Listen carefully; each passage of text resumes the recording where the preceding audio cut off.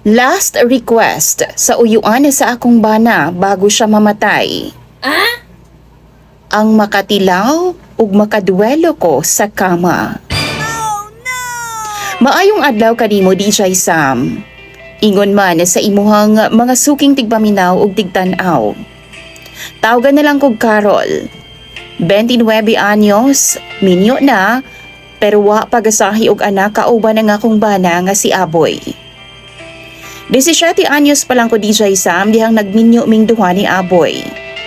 Ingon nila, hago daw kayo nga akong bana, maunang wa pamigigasahan. Dapat man gud daw mag-relax una mi parehas aron nga ma-healthy ug makabuo ming duha.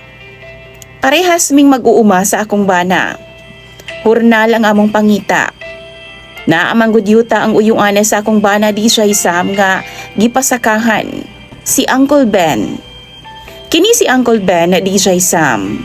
Tiguang ulitaw ni siya. Naa na siya sa 53 anyos. Pero bata-bata pa siyang tan-awon kaysa sa iyahang edad. Bisan pa man, naapod sa umahan ang iyang trabaho kauban namo. Suod ni si Uncle Ben sa akong pamilya. Sa amua sa akong bana. Siya gatabang sa amua matag higayon nga naami panginahanglanon. Sama nang magpa-check up mi sa syudad. Wa mi kwarta, iya hadayon ming hatagan. Sa opman mi niya DJ Sam. Malipayon ug mapasalamaton kaayo ko ni Uncle Ben ug daghan na kaayo siyag natabang namo. Siya ang among maduulan. Ug ituring na pud namo siyang ikaduhang ginikanan. Ning ulahi lang DJ Sam nagkasakit ug taman si Uncle Ben. Kapinbuwan pud siya nga naglubog ug nagniwang nagid-intawon siya. Sa amo amang good sa bukid DJ Sam, di gyud mi magdali-dali og adto sa doktor. Unahon jud namo inang mga manambalay og adto. Pahilot una, basi na puno naglamig-lamig ang lawas. Albularyo DJ Sam og uban pa. Mauna among madali-dali sa bukid. Hangtod na balaka nami, kay murag, wa namang gyud na ulian na sa binisaya si Uncle Ben. Maong nakadesisyon na lang iya mga igsuon, nga dalo na lang siya sa hospital sa lungsod. Pero wa na siya gidawat DJ Sam, kay kinahanglan na daw og daggo og kompleto nga mga machine. Sa syudad mi gi-refer DJ Sam. O kay kami man ang madali-dali lagi, kay wa man mi anak, maong kami na lang sa akong bana ang niuban kang Uncle Ben sa syudad. Daghan og mga test DJ Sam nga gibuhat. Hangtod nga na-discover siya og na-diagnose nga duna siya cancer sa atay. Miprangka jud ang doktor nga gamay na daw kaayo ang tsansa nga makasurvive si Uncle Ben. Ug kinahanglan na lang namong dawaton hinay-hinay ug ihatag na lang daw kung unsa man ang iyahang gusto. Na siya'y tambal oo, pero pang delay na lang daw na sa iyang kamatayon. Kumbaga, naana sa stage 4 ang cancer ni Uncle Ben. Bisan dili na ako ikigunsa si Uncle Ben DJ Sam, pero nasakitan kayo ko sa akong nahibaw-an. Napamahal na pud siya sa amua. Si Uncle Ben man good maayo kaayo sa amua sa akong bana. Siya ang pinakauna nga tao sa pamilya nila nga nakabati ko nga midawat gyud sa akoa. Kanang welcome bitaw kaayo nga akong paminaw. Tanang kinahanglanon namo sa akong bana, ihatag gyud na niya. Kay wa man siya gibuhi nga anak DJ Sam. Abli siya para sa amua. Maunang pagkaibaw na ako sa iyang kahimtang o kondisyon, dili na ako siya biguon DJ Sam. Amua jud siyang giatiman sa akong bana. Tuod man, gidana namo pauli si Uncle Ben, ug naa na siya sa amo ang balay nag-star kauban sa akong bana. Ako ang gatimana sa iyang pagkaon, tambal o tanang kinahanglanon.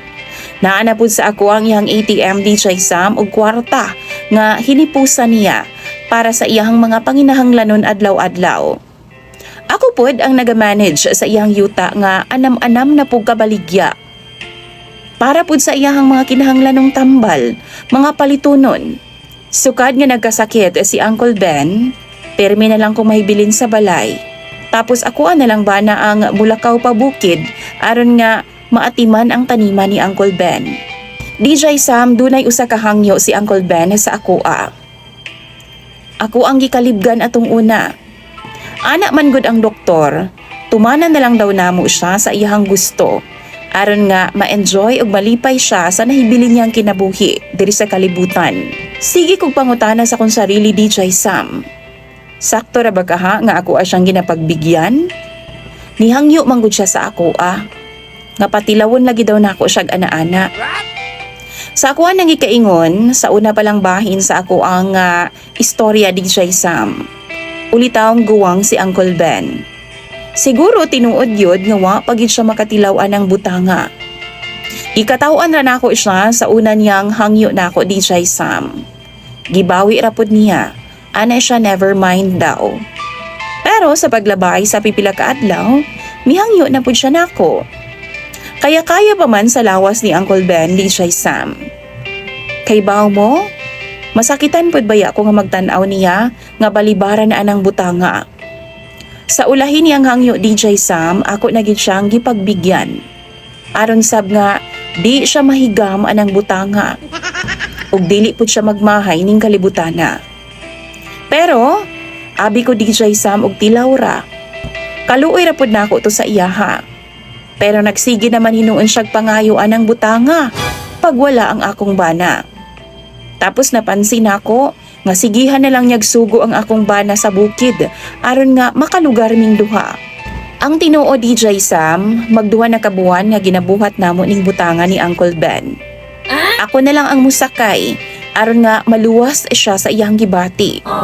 Mahapi pud baya ko, DJ Sam, nga magtan-aw sa iyaha nga malipay siya sa amo ang gibuhat.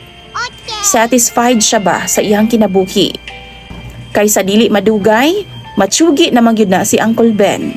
Pero ako lang pangutana, DJ Sam. Di ba ka siya madaot pag-ayo ani? Di ba ka ni makasamot sa iyang gibati? Dili ka ha, mas mapadali ang iyang kinabuhi tungod sa mong ginabuhat? Sa mga nakabalo daw diha, B? Sa mga doktor nga followers ni DJ Sam? Or kay baw diha sa hisgutan ng medical? Tambagi daw ko ninyo, aron makahibaw ko kung unsa epekto ani. Kay ugaling man, undangan ug likayan na lang nako. Pansin man gud pud nako hinuon, mas askil ug daghan siyag makaon na basta mahuman mig ana-ana ni Uncle Ben. Lamdagi daw ko ninyo, B, sa comment section. Imong sender, DJ Sam, ug isa sa imong mga followers ning imong programa, Carol.